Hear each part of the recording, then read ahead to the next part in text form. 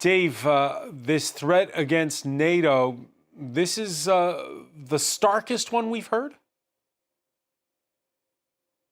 Yeah, this isn't the first time that Donald Trump has said that he would like to take the United States out of NATO, but it's the most serious, and it's being repeated by senior members of his administration. Secretary of State Marco Rubio, Secretary of War Pete Hegseth.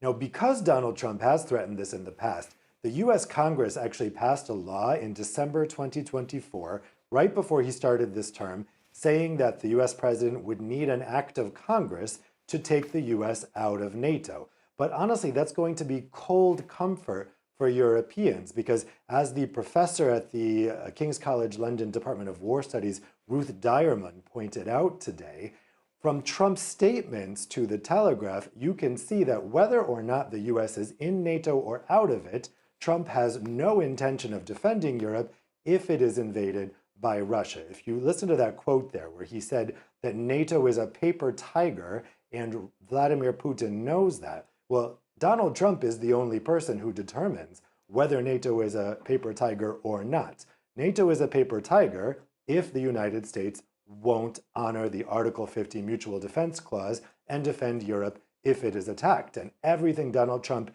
and his administration is saying right now is indicating that it wouldn't do that. So that's extremely worrying for Europeans, even if Donald Trump is forced to stay in NATO by the US Congress. What's become increasingly clear, experts say, is that NATO doesn't really exist anymore other than on paper. Marco Rubio pointed out in an interview on Fox News this morning that without the US, there is no NATO. Those are the exact words used by the EU's foreign policy chief, Kaja Kallas, back in September. Meaning, in other words, without the US protectorate system, without the US security guarantee, NATO is not a real alliance, unless Europeans are able to rapidly retrofit NATO into some kind of European alliance. And that's the type of discussions that are going to have to start happening now. And yet, while this is happening, in a parallel universe, Donald Trump's envoy, Steve Witkoff,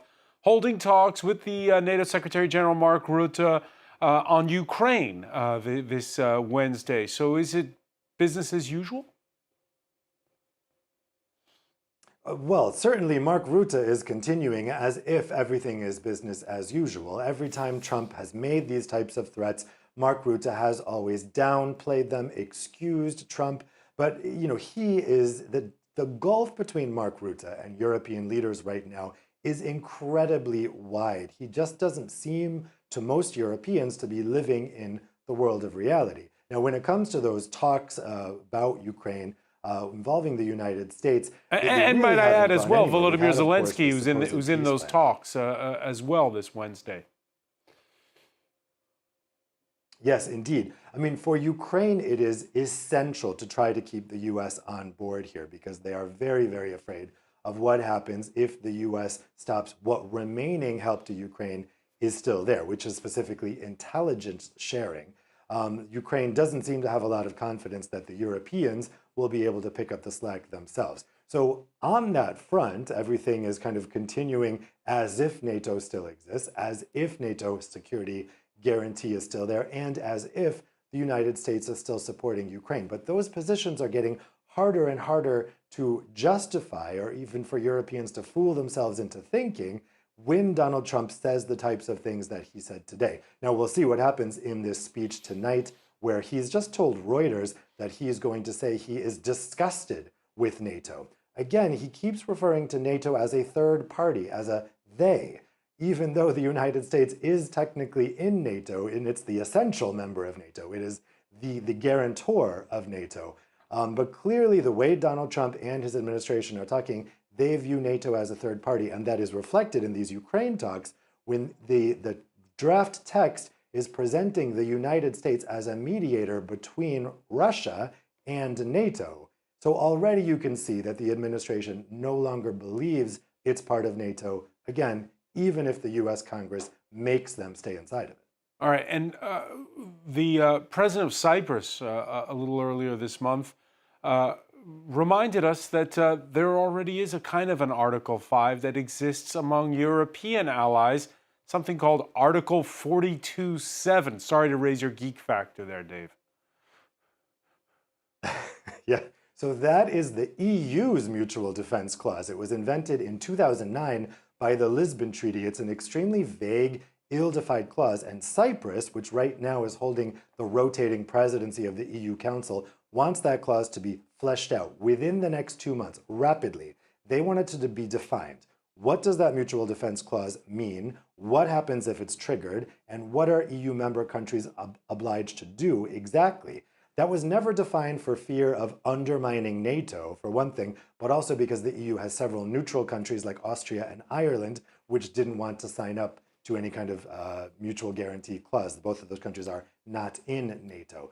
Cyprus is also not in NATO, not for reasons of neutrality, but because of the delicate situation with Turkey. And because the island of Cyprus was hit by an Iranian drone at the beginning stages of the war, they are very keen to have some kind of security guarantee, particularly because they're not in NATO. But even for all the other European countries, now with that NATO security guarantee looking so weak, they're looking to rapidly shore up what exists in terms of an EU security guarantee, which, as I say, so far has been extremely ill-defined. I'm told that the EU's Foreign Policy Service, the EEAS, is working on some kind of communication to come out in the next month, maybe 2 months, that would define what Article 42.7 is. But that's going to get big pushback if they try to define it strongly, because so many countries, particularly in the east of the EU, still think that any move by the European Union into the defense will undermine NATO. And over in the east, they do still really believe in NATO. Just very briefly, Dave, because we're going to be connecting in a short while with Hélène Conway-Mouret, who sits on the French Senate's Defense Committee, and we'll be asking her about this. We've heard fresh overtures from Keir Starmer to Europe. Is Britain in or out of this mechanism that you described? Britain would be out of it. That's the other concern here. If you were to try to replace NATO with some kind of EU defense mechanism, the obvious problem is that the UK left the EU several years ago. And the UK, along with France, are the two major militaries of Europe. And so if you're missing half of that major military dynamic, it would be a big problem. So that's, a lot of people are poo-pooing the idea of the EU developing this because the UK wouldn't be part of it. Of course, there's nothing stopping the UK from joining some kind of European defense community or mechanism that could be outside of the EU. Don't forget, there are countries in the EU's Schengen area of free travel that are not in the EU.